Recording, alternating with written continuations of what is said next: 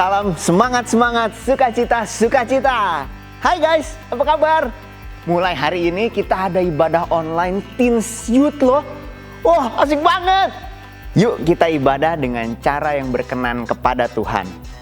Fokuskan diri kita untuk memuji dan menyembah Tuhan, serta buka hati dan pikiran untuk menerima firman Tuhan. Selamat beribadah online Teens and Youth. God bless you all. Shalom, selamat datang di keluarga masa depan cerah Gereja Kristen Perjanjian Baru Fajar Perdamaian Bogor. Anda bukan orang asing di sini, karena kita adalah satu keluarga di dalam Kristus. Dalam ibadah ini, kita mau menjadikan Yesus sebagai pusat hidup kita. Biarlah semua ibadah kita hanya untuk memuliakan Tuhan saja. Haleluya. Sesuai dengan amanat agung Yesus Kristus, kita melakukan pemuritan untuk setiap anggota gereja. Semua yang melayani dalam gereja kita harus mengikuti pemuritan. Ada 2 paket pemuritan dalam gereja kita, yaitu dasar kekristenan atau DK dan hidup berjemaat atau disingkat dengan HB. Kami menganjurkan saudara-saudari mengikuti pemuritan ini dan pasti akan bertumbuh dan diberkati. Sebagai gereja sel, kami menyelenggarakan kelompok-kelompok kecil di rumah. Supaya apa? Supaya kehidupan kekristenan kita bukan hanya sebagai suatu acara saja, tetapi kekristenan adalah komunitas yang saling membangun satu dengan yang lain. Silakan lihat di warna jemaat untuk mengikuti sel group yang terdekat, atau biasa kita sebut dengan kesan kelompok saling memperhatikan. Selamat datang dan selamat beribadah dengan sukacita. Tuhan Yesus memberkati.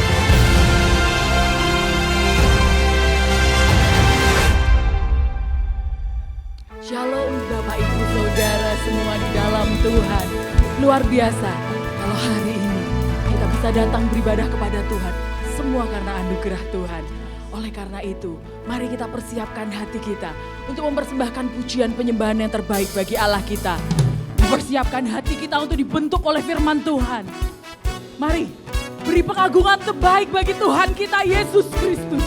Allah pencipta semesta, pelukis cakrawala, Allah yang ajaib. Haleluya. Yesus, kami datang kepadamu. Kami berikan ini bagimu Tuhan. Pelukis cakrawala, berangkai jagat raya, pencipta alam semesta, pemilik kehidupan yang sanggup menyelamatkan, dialah jalan kebenaran. Ini hati kami Tuhan, kami rindukan kuasa lawatanmu, kebangkitan pasti terjadi. Datanglah dan bertahta, kuat dan berkuasa, saat hati bersatu, menaikkan pujian, belenggu dipatahkan, mujizat dinyatakan. Great is our God. Haleluya. Yesus, kemuliaan bagimu, penyembahan bagimu, pujian hanya bagimu Tuhan. Pelukis cakrawala, merangkai jagat raya, pencipta alam semesta, pemilik kehidupan yang sanggup menyelamatkan, dialah jalan kebenaran. Yesus, kami rindukan kuasa lawatanmu, kebangkitan pasti terjadi. Datanglah kuat dan berkuasa. Saat hati bersatu menaikkan pujian, belenggu dipatahkan, mujizat dinyatakan. Great is our God. Datanglah dan bertata, kuat dan berkuasa. Saat hati bersatu menaikkan pujian, belenggu dipatahkan, mujizat dinyatakan. Great is our God. Mari bertepuk tangan di hadapan, menari bagi Dia. Yesus Tuhan, Allah yang besar, Allah yang perkasa. Haleluya.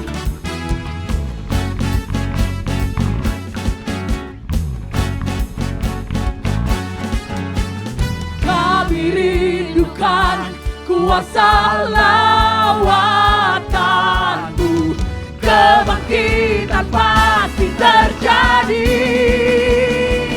Oh, oh, oh.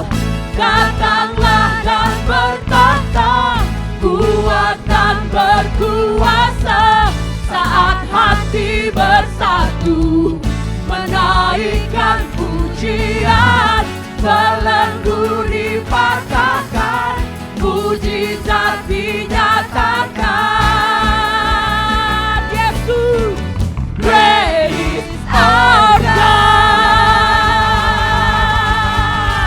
Haleluya. Yesus Kau Tuhan yang besar. Tuhan yang luar biasa. Layak Kau Tuhan disembah. Layak Kau Tuhan ditinggikan. Haleluya. Haleluya. Engkau Tuhan yang besar. Kami kagum akan Kau Tuhan. Betapa besar anugerah-Mu atas kami. Bukan masalah apa yang kami hadapi saat ini, tetapi yang terpenting, pribadi yang selalu bersama dengan kami.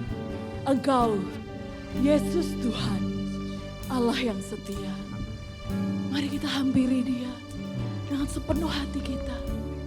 Mari katakan sepenuh hati. Sungguh besar setiamu, oh, Kau nyatakan bagiku. Oh Yesus, Kau Bapa yang selalu mengerti isi hatiku. Kemuliaan-Mu Kau janjikan, aku tetap percaya, ku percaya janji-Mu ajaib, terukir dalam kehidupanku. Ku berserah di dalam kekuatan-Mu, ku percaya. Ini hati kami Tuhan, Engkau Allah yang setia. Terima kasih Tuhan. Sungguh besar setiamu, Kau nyatakan bagiku. Yesus, Kau Bapa yang selalu mengerti isi hatiku. Kemuliaan-Mu Kau janjikan, aku tetap percaya, ku percaya janji-Mu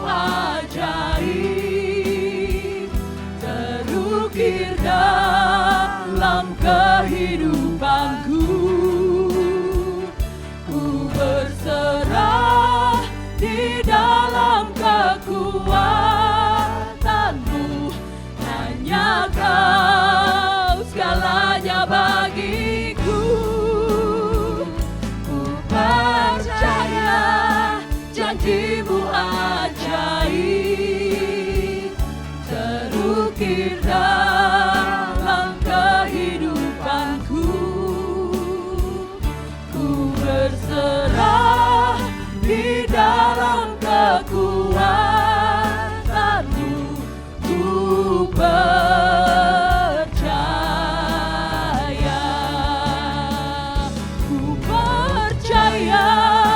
janjimu ajaib terukir dalam kehidupanku. Ku berserah di dalam kekuatanmu. Tanyakan segalanya bagiku. Ku percaya janjimu ajaib terukir dalam kehidupanku. Ku berserah di dalam kekuatanmu. Ku percaya.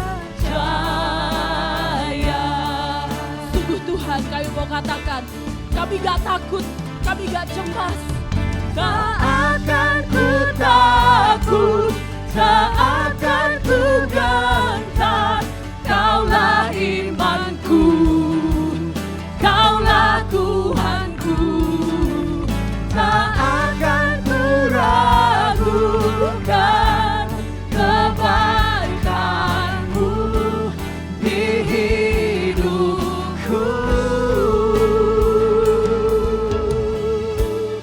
Ini hati kami di hadapan-Mu, Tuhan. Kami percaya, Tuhan. Kami percaya Engkau bersama dengan kami. Kami percaya bahwa Engkau gak pernah tinggalkan kami sendiri. Kami percaya bahwa Engkau Allah yang setia menepati janji-Mu. Kami berserah. Kami percaya hanya Kau segalanya bagi kami, Tuhan. Kami mau katakan, ku percaya janji-Mu ajaib terukir dalam kehidupanku. Ku berserah di dalam kekuatan-Mu. Ku percaya, ku berserah di dalam kekuatan-Mu. Ku percaya, ku percaya.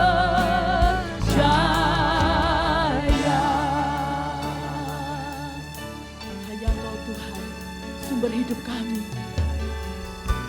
Kalau kami boleh hidup, semua anugerah di dalam Engkau Yesus, anak domba yang duduk di tahta, kemuliaan bagi-Mu selamanya. Haleluya.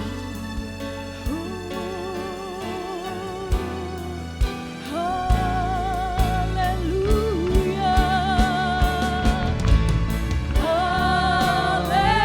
Haleluya.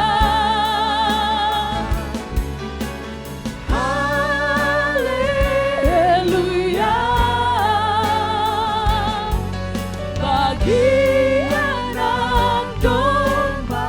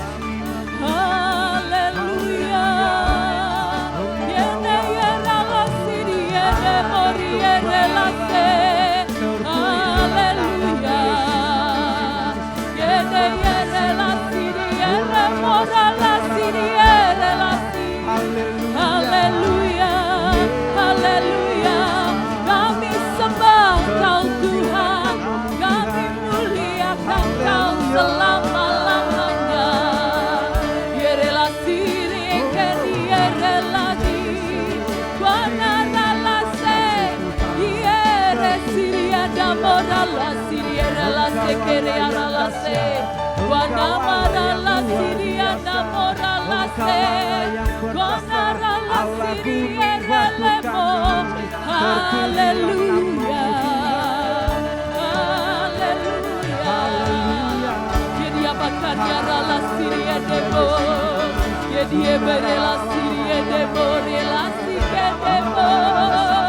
Dia debo rala siriana maralase. Oh haleluya. Kedia rala sikadia bakarala sikata bakadada bakarala. Kedia rala tapakada bakarala sikanda bokiara la tapakada. Kedia rala tapakadia rala sikade bokarala sikade bokara.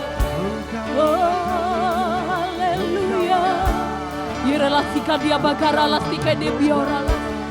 Kene yerala siria kada bakadia bakarala se. Kedia yerala siria damo.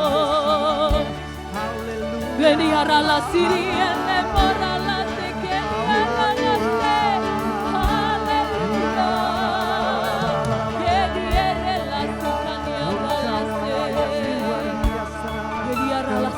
Baganda moyara la sikata baganda.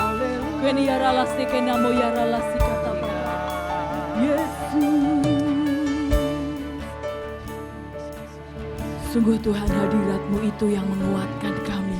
Hadirat-Mu itu yang melegakan kami. Hadirat-Mu Tuhan yang menyembuhkan kami. Oh Tuhan, kami sungguh bangga punya Allah seperti-Mu. Biarlah segalanya itu menyukakan hati-Mu Tuhan. Dan saat ini kami mau serahkan hati kami untuk Kau bentuk dengan firman-Mu. Berbicaralah Tuhan, kami siap mendengarkan. Engkau yang akan memberkati Ibu Mimi. Ketika dia menyampaikan firman-Mu, pewahyuan ilahi boleh turun atasnya. Biar Engkau taruh isi hati-Mu kepadanya Tuhan. Supaya setiap hal yang dia katakan, sungguh itu memang isi hati-Mu untuk kami. Ini hati kami, ini hidup kami. Kami serahkan kepadamu di dalam nama Yesus Kristus. Kami telah berdoa, menyembah Tuhan dan menyambut firman-Mu. Haleluya. Amin. Halo, shalom semuanya, anak youth dan remaja. Apa kabar kalian? Nah, pastinya udah lama ya tinggal di rumah. Nah, hari ini adalah perdananya kita untuk ibadah online youth dan remaja. Nah, pastinya kita seneng ya. Ini khotbah-khotbah yang sesuai dengan dunia kalian. Nah, pastinya saya sih merasa kalian ngalamin krisis juga nih kayaknya ya. Krisisnya itu pasti krisis perasaan ya. Karena kalian itu kan aduh ya, mood-moodnya itu gampang berubah-ubah nih ya. Apalagi selama lockdown ini saya ngerti pasti perasaannya ada yang mulai bosen ya. Ada yang mulai pengen nggak betah lah. Pengen gini dan gitu ya. Nah yang pasti di dunia ini sekarang semua sedang ngalamin krisis loh ya. Apa sih artinya krisis? Nah coba kalian yang suka bahasa Indonesia dan bahasa Inggris coba lihat ya di kamus ya. Nah krisis itu adalah suatu keadaan yang berbahaya.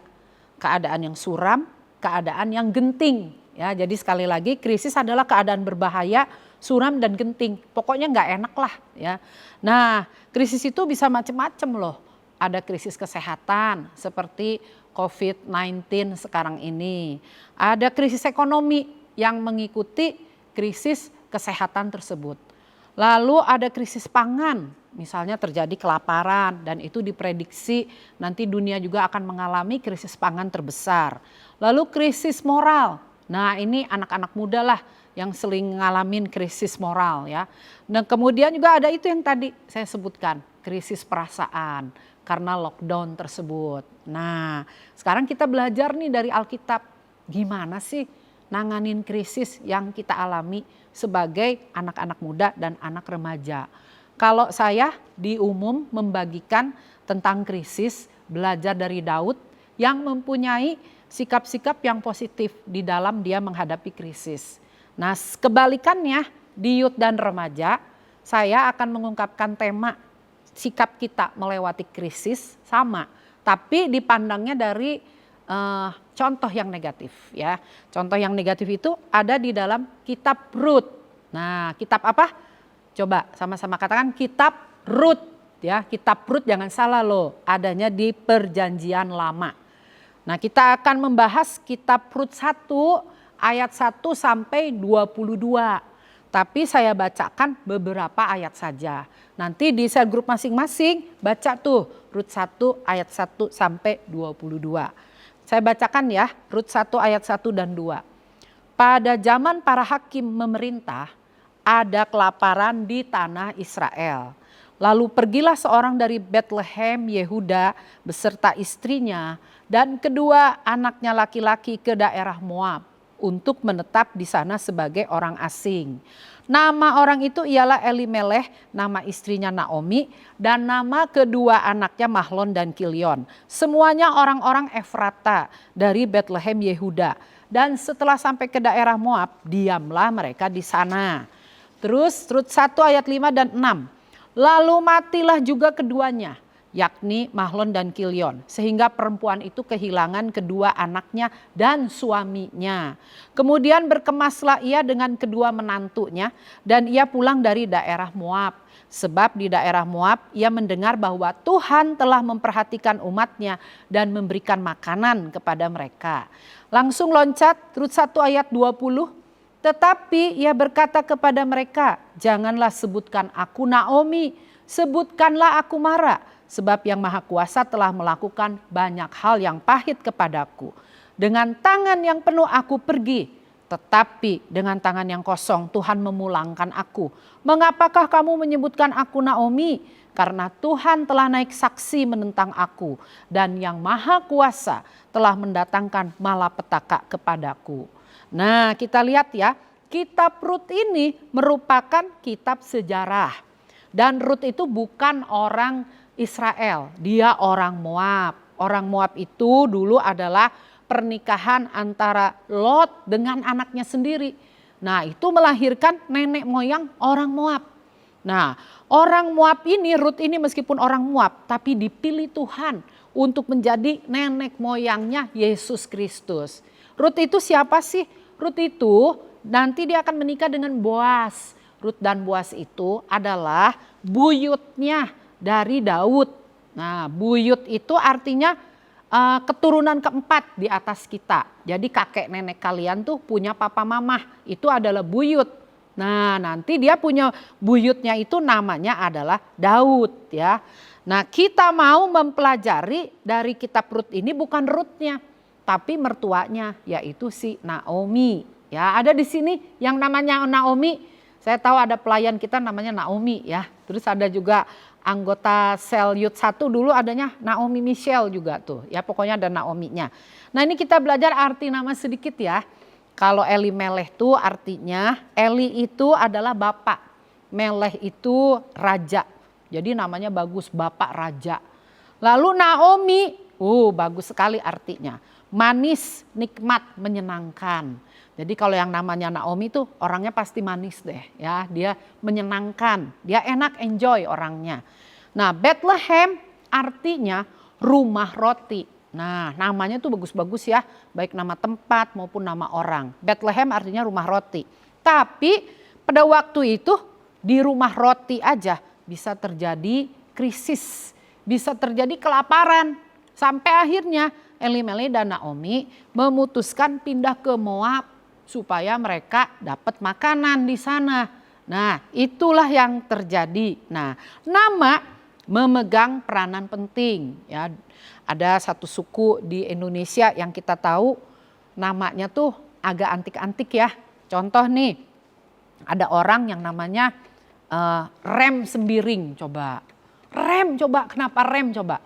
Waktu papahnya itu jadi supir, entah supir angkot, entah supir bus, istrinya tuh mau ngelahirin. Nah, dia tuh kaget, jadi dia injek rem, nget aja. Nah, jadi anaknya namanya siapa? Rem Sembiring. Nah, terus saya punya temen nih, namanya siapa anaknya? Tumpak Kuda Siaahan. Nah, kenapa namanya Tumpak Kuda?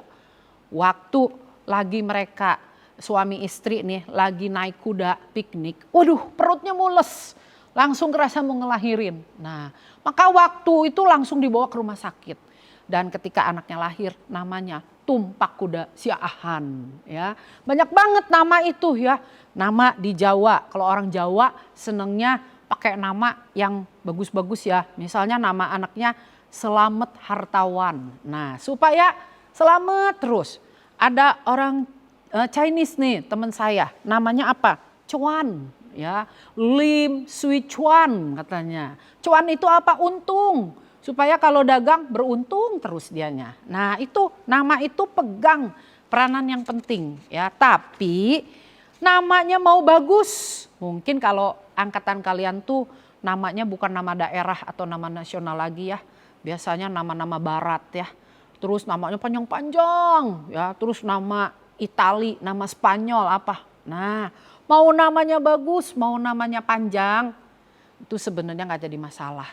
Mau namanya cuma satu aja. Kayak misalnya kakaknya Pastor Fu, namanya cuma Fu I. Nah tuh, nama Pastor Fuxie. Sekarang X-nya dihilangin, E-nya dihilangin. Tinggal Fu I coba. Nah, namanya pendek banget. Nah, mau nama pendek, panjang, bagus. Namanya agak aneh, agak antik. Yang paling penting sebenarnya bukan nama. Sikap. Yang paling penting adalah sikap. Nah, kenapa saya katakan gini? Dari cerita Naomi tadi, di tanah perjanjian tuh ada krisis pangan. Nah, dia malah pergi ke Moab. Padahal Bethlehem itu tempat mereka tinggal adalah rumah roti. Nah, perlu kalian ingat, meskipun kita orang Kristen, meskipun kita punya berbagai macam nama-nama yang baik, ya iman kita juga bagus di hadapan Tuhan dan sebagainya. Namun selama hidup pasti kita itu ada krisis. Pasti kita ada hal-hal yang gak enak yang mesti kita hadapi. Tambah kalian besar, tambah menghadapi banyak hal yang gak enak di dalam hidup ini. Nah, itu memang hiduplah, hidup itu demikian.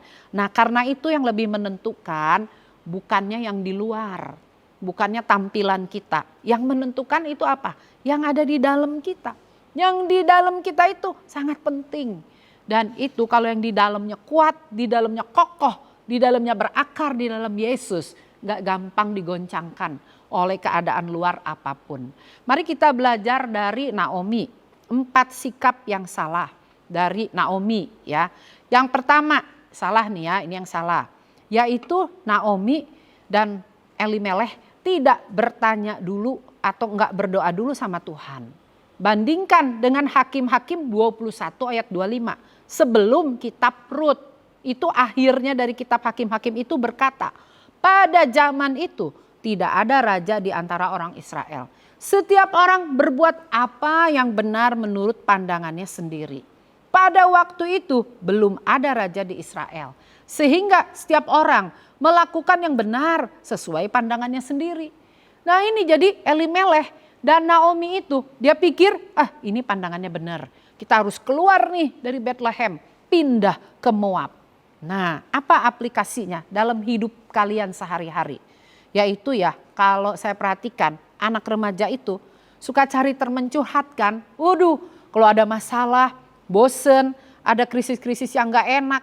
Waduh, langsung, siapa ya yang gue bisa curhatin, bisa curcol nih. Siapa ya mulai nyari ini itu. Tapi apa yang terjadi? Karena gak cari Tuhan duluan, gak bertanya sama Tuhan. Seringkali kita jadi baper. Udah curhat, malah bapernya jadi tambah. Baper terus. Terus kemudian bisa ada miskom. Orang yang kita curhatin ternyata dia nangkepnya beda. Jadi miskom. Belum kalau digosipin lagi ke teman-teman yang lain dan sebagainya. Akibatnya apa? Curhat nggak menjamin kamu itu bisa mengatasi krisis kamu. Kadang-kadang malah seringnya bisa salah. Anak youth lain lagi. Kalau saya perhatiin, anak youth itu seringnya berjalan menurut keinginan sendiri. Atau pemikiran sendiri. Ini gue udah punya nih pendapat sendiri. Tanpa tanya sama Tuhan, tanpa doa dulu. Bahkan ada yang punya sikap mengalir aja deh. Udah apa adanya lah kita jalanin. Akibatnya apa? Tujuan kita lama gak tercapai. Target-target kita lama gak tercapai. Oleh karena itu kalau ada krisis sebaiknya kita lebih sering retret dengan Tuhan. Kita lebih sering bertanya kepada Dia. Yang kedua, sikap yang salah yaitu tidak mau menghadapi krisis, lari dari kenyataan. Jadi nggak mau nih berontak seperti Naomi tadi, dia pergi ke Moab untuk menetap. Ternyata di sana suami dan anak-anaknya malah mati, malah meninggal. Dia pikir di sana itu enak. Nah, kenyataan memang nggak mudah. Selalu ada hal-hal yang nggak enak dalam hidup kita. Ini kenyataan yang kita nggak tahu loh apa yang terjadi sebulan ke depan, 2 bulan ke depan. Seperti yang saya alami, nggak ngerti kenapa pastor bisa pergi secepat itu. Nah kita nggak ngerti. Nah kalian lihat ya misalnya aplikasinya dalam hidup kalian sehari-hari. Ekonomi orang tua kalian mungkin hari-hari ini sedang susah. Atau penghasilan kalian sendiri pun yang udah youth, yang udah bekerja ada yang menurun. Bahkan ada yang di PHK, bahkan ada yang dirumahkan dan sebagainya. Nah pada saat terjadi hal-hal seperti itu, maka sikap kita itu nggak boleh lari dari kenyataan. Hadapilah dengan rasa syukur dan fleksibel terhadap sikap-sikap tersebut. Makan kadarnya berkurang sedikit, yang tadinya lebih mewah, suka jajan di luar. Sekarang agak berkurang, agak berhemat, nggak apa-apa, bersyukur. Harus fleksibel, ya itu sikap kedua yang salah dari Naomi, tidak mau menghadapi kenyataan, lari dari kenyataan. Yang ketiga yaitu sikap yang salah dari Naomi, tidak menyadari dia dan tidak percaya kemahakuasaan Tuhan. Dia nggak sadar, makanya dia langsung cepet-cepet pindah ke Moab. Nah ketika sudah lama di Moab, sudah suami dan anaknya meninggal, baru dia dengar di ayat yang ke-6, sebab di daerah Moab ia mendengar bahwa Tuhan telah memperhatikan umatnya dan memberi makan kepada mereka. Nah krisis sebenarnya kalau kita renung-renungkan itu menunjukkan bahwa Tuhan itu berdaulat. Iya enggak? Adanya krisis COVID-19 ini membuat semua dunia kembali kepada Tuhan. Membuat banyak orang sadar apa yang dia punyai, kedudukan, kemudian harta dan sebagainya. Ternyata enggak membantu semuanya itu. Yang membantu adalah hati kita, sikap dalam diri kita. Dan krisis itu ada durasinya. Jadi udah diselidikin krisis-krisis di dunia ini pernah terjadi banyak. Ada durasinya, ada yang sedikit, ada yang lama. Ayo kita tetap memperjuangkan, kita tetap berjuang dengan percaya kepada apa? Kepada Maha Kuasa Tuhan. Dari mana kita belajar supaya kita lebih percaya lagi? Tidak lain adalah dari firman Tuhan. Yang kalian harus konsumsi setiap hari. Bahkan harus lebih banyak lagi. Ada macam-macam aplikasi, ada macam-macam metode kalian bisa belajar percaya dari firman Tuhan. Nah ini ada ilustrasi ya. Ada seorang anak pergi ke kebun. Terus dia itu pakai logika terus, pakai pemikiran dia. Terus dia lihat pohon oak. Pohon oak tahu? Pohon oak itu pohon yang besar seperti beringin. Buahnya kecil-kecil. Itu adanya di Eropa, di negara 4 musim. Lalu buahnya itu sering muncul banyak kecil-kecil. Lalu dia bilang gini, Tuhan salah menciptakan. Pohonnya besar, batangnya tinggi, tapi buahnya kecil-kecil. Terus dia lihat lagi di bawah, itu pohon labu. Pohon labu pohonnya pendek-pendek, kerdil. Tapi buahnya gede-gede kepala orang ya. Apalagi kalau kamu ingat labunya Cinderella ya. Gede banget tuh labu Cinderella ya. Bisa dijadiin kereta ya. Nah itu pohon labu itu gede. Jadi kata dia, Tuhan salah nih nyiptain. Yang pohonnya kecil, buahnya gede. Yang pohonnya besar, buahnya kecil. Lalu dia duduk di bawah pohon oak itu. Lalu kemudian angin semilir, dia ngantuk. Ketiduran lah dia. Pas tidur. Tahu-tahu kan angin tuh ya agak kenceng dikit, tahu-tahu buahnya pohon oak jatuh ya. Pada jatuh kena apanya? Nih, kena jenongnya, kena dahinya, kena jidatnya. Kena tuh tok, tok, tok. Nah, terus dia terbangun, ada apa ini? Tok, tok, tok jatuh di dahiku. Ternyata itu adalah buahnya pohon oak. Nah, di situ pikirannya, hatinya berbicara. Nah, coba kalau kamu tadi bilang sama Tuhan, nyiptainnya salah nih. Mestinya yang besar itu buah labu ada di pohon oak. Coba tadi pas kamu tidur, buah labunya jatuh, budak aja ya. Nah kamu udah pasti sakit pingsan lah. Nah jadi Tuhan gak pernah salah dalam menciptakan atau dia mengatur segala situasi. Tuhan gak pernah salah. Kitanya yang suka berpikir pakai logika. Oh kitanya yang benar. Padahal Tuhan gak pernah salah. Itu cerita dari pohon labu. Kemudian yang keempat yaitu sikapnya apa?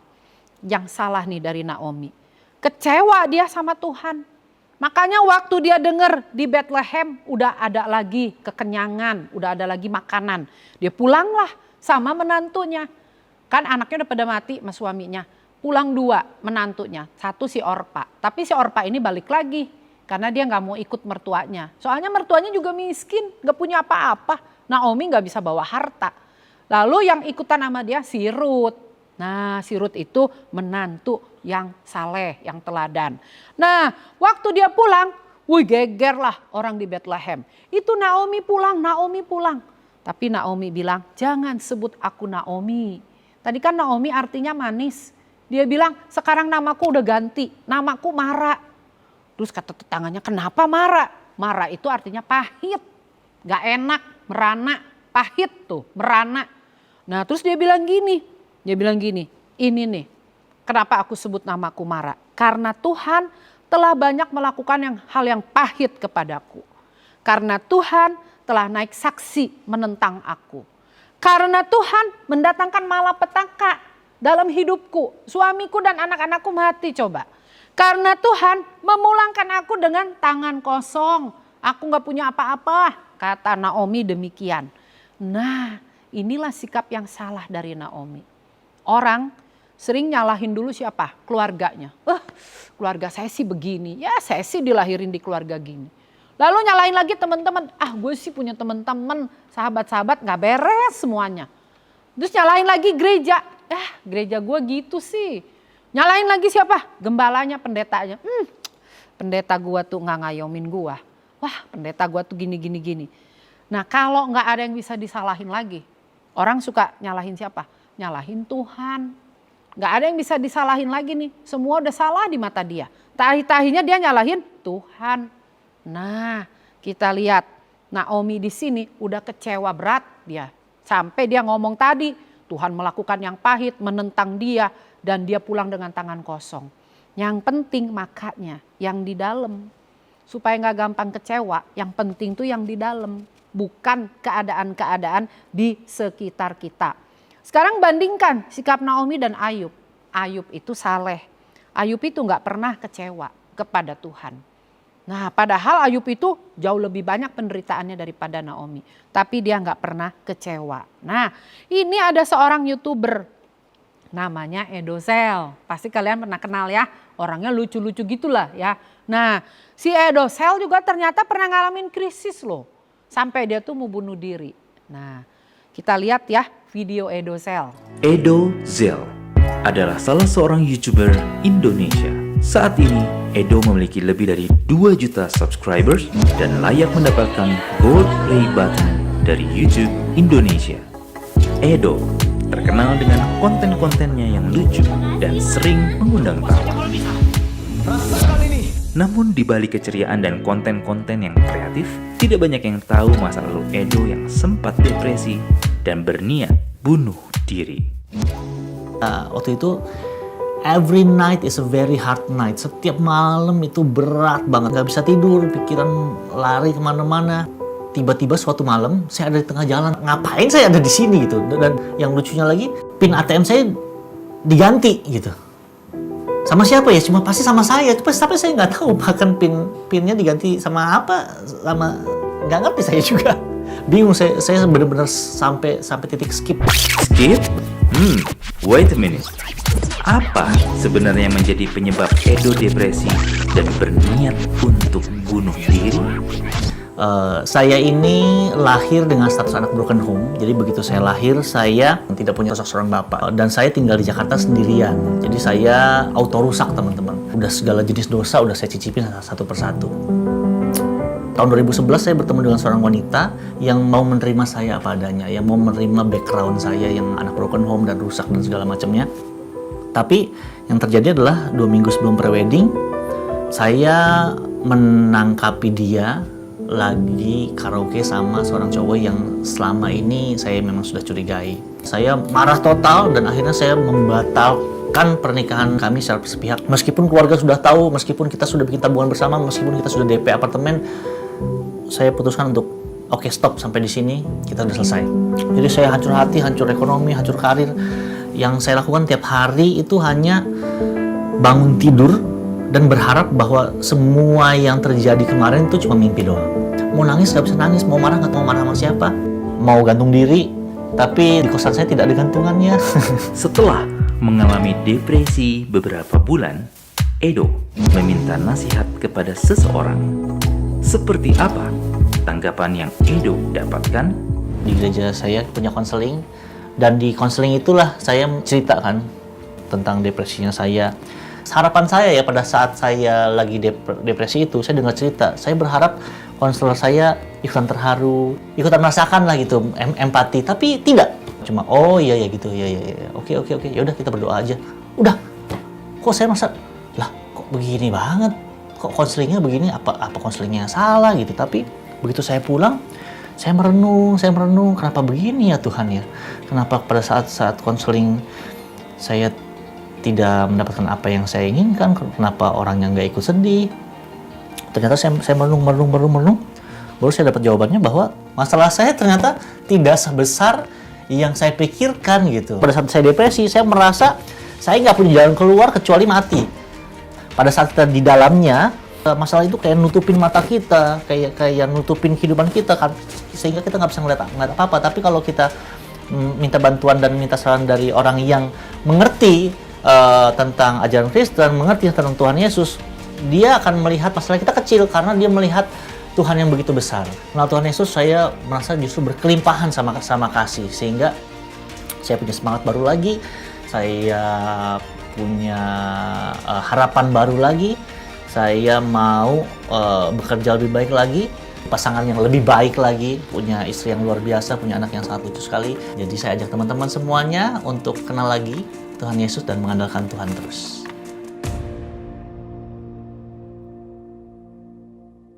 Nah, tadi kalian udah lihat ya video Edosel tersebut ya.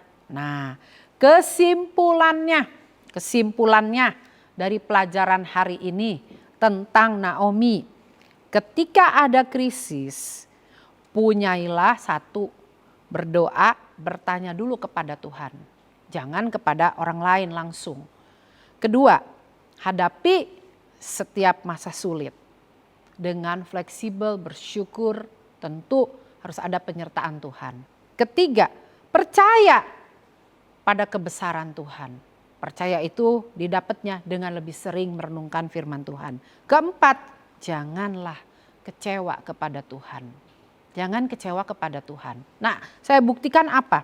Ingat ya, di balik krisis, Tuhan selalu sediakan mata air, pengganti air mata. Saya sebutkan juga di ibadah umum demikian. Nah, si Ruth itu, Naomi kan pulang sebenarnya nggak tangan kosong. Naomi memang nggak punya harta, dia nggak punya segala macam uang yang banyak dan segala macam. Tapi dia pulang bawa siapa? Dia pulang bawa Ruth, ya enggak? Sebenarnya dia nggak kosong, dia pulang bawa Ruth. Dan Ruth itu siapa? Ruth itu meskipun orang Moab menantunya, nanti dia akan jadi nenek moyang dari Yesus Kristus. Dan Ruth itu diceritakan dia menikah loh dengan Boas. Boas itu adalah saudagar, adalah dia itu punya pertanian dan peternakan. Sehingga hidup Naomi diangkat. Waktu Ruth menikah dengan Boas, kehidupannya berubah. Kehidupan Naomi bukan yang marak lagi, tapi dia berubah. Jadi ingat, di balik krisis Tuhan sediakan mata air. Nah, gitu aja sharing dari saya kepada kalian anak youth dan remaja. Jadi jangan khawatir, ayo terus berani menghadapi krisis apapun yang kalian hadapi. Tuhan memberkati. Shalom. Ya. Hari ini kita juga akan memasuki perjamuan kudus. Seperti Pastor Fu selalu katakan di dalam Welcome Church. Di situ dikatakan, Yesuslah yang menjadi pusat hidup kita. Yesuslah yang menjadi pusat ibadah kita. Saudara, kita bersyukur kita masih terus diberi kesempatan untuk melakukan perjamuan kudus. Saya terharu juga ketika kemarin melihat MDC Stories. Keluarga-keluarga melakukan perjamuan kudus di rumah masing-masing. Hati saya terharu.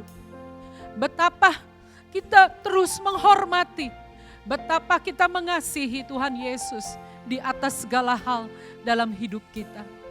Oh, mari saudara, kita nyanyikan dulu satu lagu di mana kita percaya karena salib Tuhan, maka kita mengalami kemenangan dalam menghadapi krisis. Seperti Daud yang mau dan telah berhasil melewati krisis. Karena salibnya kita hidup, karena salibnya kita menang. Hanya Kau Tuhan di hidupku. Mari saudara-saudara yang di rumah, nyanyikan dengan sepenuh hati. Berikan hidup yang baru. Amin Tuhan. Darah-Mu menyucikan, pulihkan hatiku. Ku nyatakan Kaulah segalanya. Engkaulah sumber pengharapan. Saudara yang mengalami pergumulan, nyanyikan lagu ini dengan sepenuh hati. Amin, amin Tuhan. Jiwaku pun berserah hanya kepadamu. Yesus, Kaulah segalanya. Mari angkat suara sama-sama. Karena salib-Mu ku hidup. Karena salib-Mu ku menang. Engkau yang berkuasa, sanggup untuk melakukan mujizat-Mu di hidupku. Mari nyanyikan sekali lagi, Yesus Tuhan.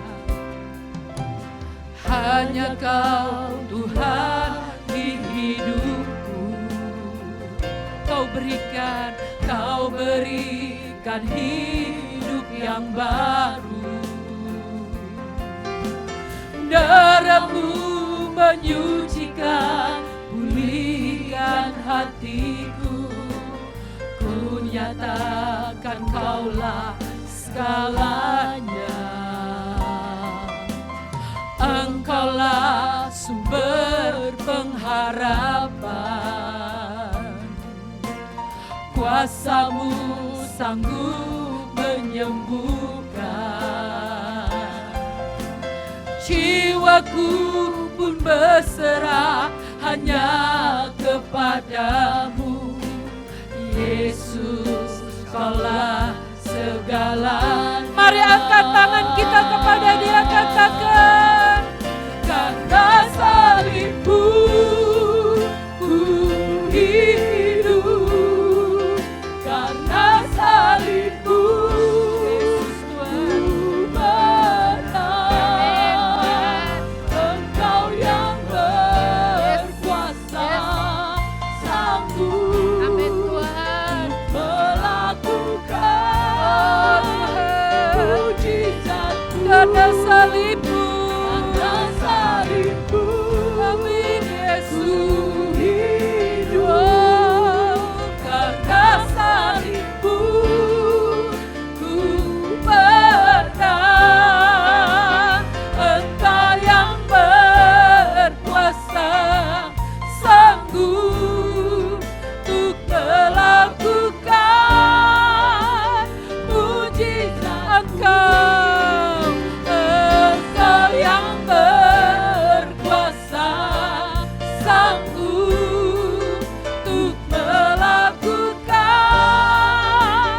mujizat. Sekali lagi katakan.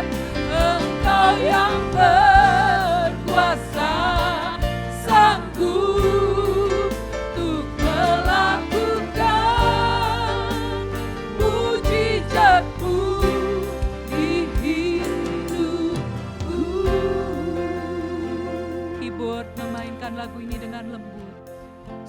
saudara-saudaraku yang di rumah, yang dimanapun berada.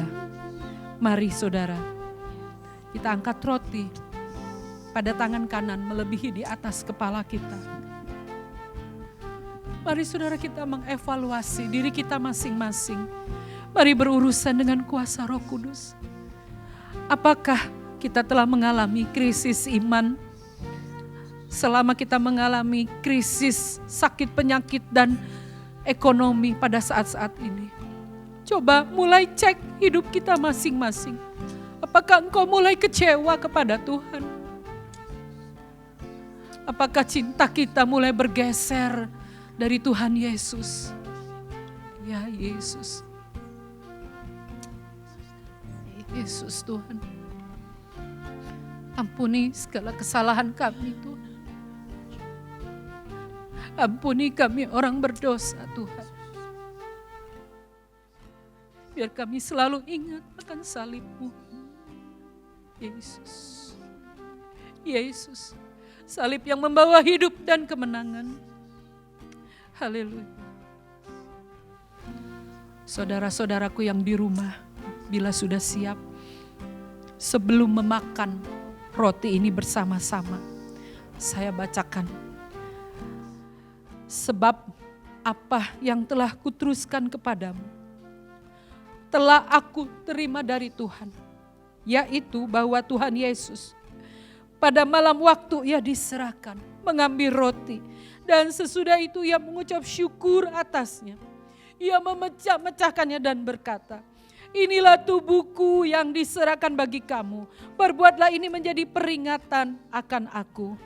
Apakah saudara percaya bahwa roti ini adalah lambang dari tubuh Yesus yang telah dipecahkan supaya kita bersatu di dalamnya? Bila kita percaya, mari memakannya bersama-sama di dalam nama Tuhan Yesus.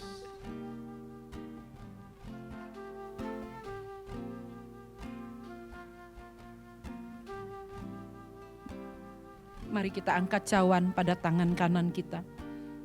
Demikian juga Ia mengambil cawan sesudah makan. Lalu berkata, cawan ini adalah perjanjian baru yang dimeteraikan oleh darahku. Perbuatlah ini setiap kali kamu meminumnya menjadi peringatan akan aku.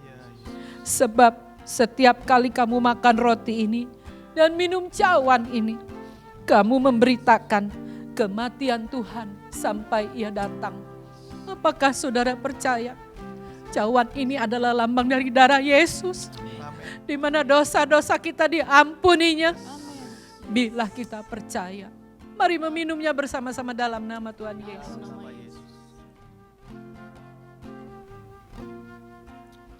Mari kita mengucap syukur kepada Tuhan. Terima kasih Tuhan Yesus. Saudara yang di rumah juga mengucap syukur. Terima kasih Tuhan. Engkau yang telah mengampuni dosa kami.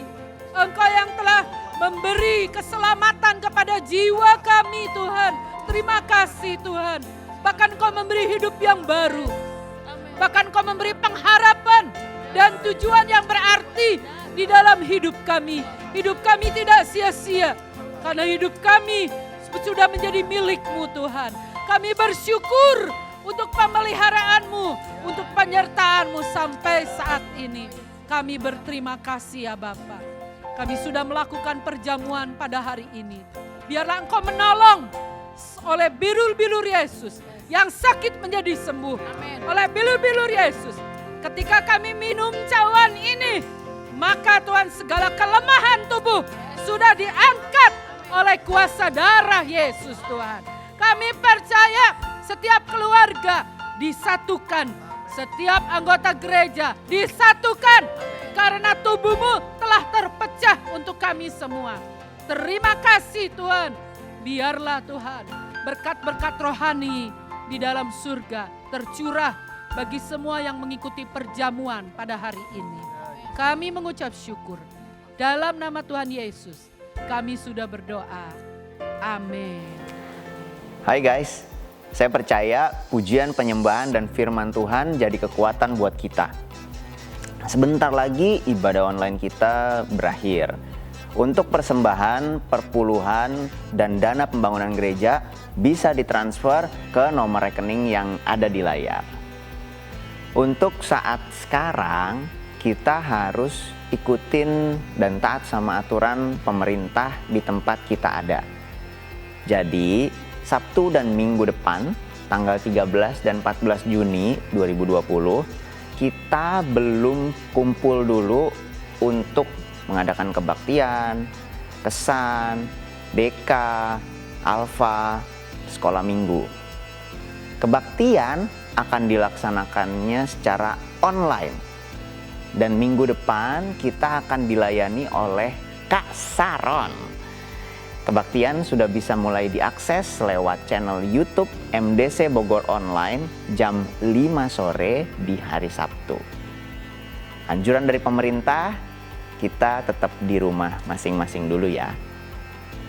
Doa puasa jemaat bulan Juni kita adakan secara online. Bisa diakses mulai hari Sabtu tanggal 20 Juni 2020 jam 14 lewat channel YouTube MDC Bogor Online.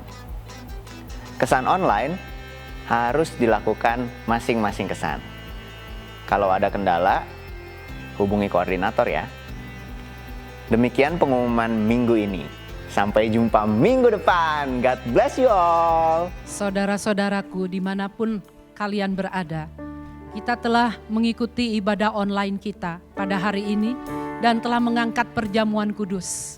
Kiranya Tuhan yang memberkati kita semua. Sebelumnya kita tutup di dalam doa ibadah kita hari ini. Mari kita naikkan pujian kepada Tuhan, mengatakan aku punya Tuhan yang besar.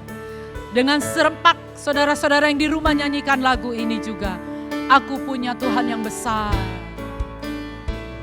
Aku punya Tuhan yang besar, yang telah berjanji dan sanggup menggenapi.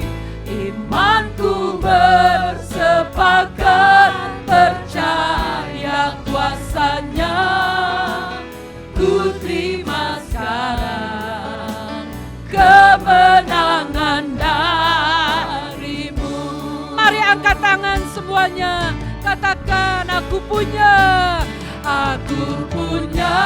Tuhan yang besar, yang telah berjanji dan sanggup menggenapi. Imanku bersepakat percaya kuasanya. Ku terima sekarang kemenangan darimu. Ku terima sekarang kemenangan darimu. Serukan sekali lagi. Ku terima sekarang kemenangan darimu. Tuhan, kami bersyukur hari ini kami boleh melakukan ibadah online, bahkan perjamuan kudus. Kami percaya gak ada perkara yang sia-sia. Ketika kami dengan sepakat datang kepadamu, maka kemenangan, berkat-berkat rohani, berkat jasmani, kebajikan, kemurahan mengikuti kami semua. Kami percaya perjuangan kami menghadapi krisis ini tidak sendirian. Karena Engkau Tuhan yang besar beserta dengan kami. Tuhan yang besar, janjimu tidak pernah bohong, tidak pernah meleset. Terima kasih Tuhan Yesus. Mari saudara-saudara kita mengangkat kedua tangan kita. Tuhan memberkati engkau dan melindungi engkau. Tuhan menyinari engkau dengan wajahnya dan memberi engkau kasih karunia. Tuhan menghadapkan wajahnya kepadamu dan memberi engkau damai sejahtera. Kasih sayang dari Allah Bapa, Tuhan Yesus, dan persekutuan dengan Roh Kudus menyertai kami semua. Mulai dari hari ini sampai Maranatha, Yesus datang yang kedua kali. Semua yang percaya sama-sama katakan amin. Mari beri tepuk tangan bagi Allah kita. Haleluya. Tuhan memberkati.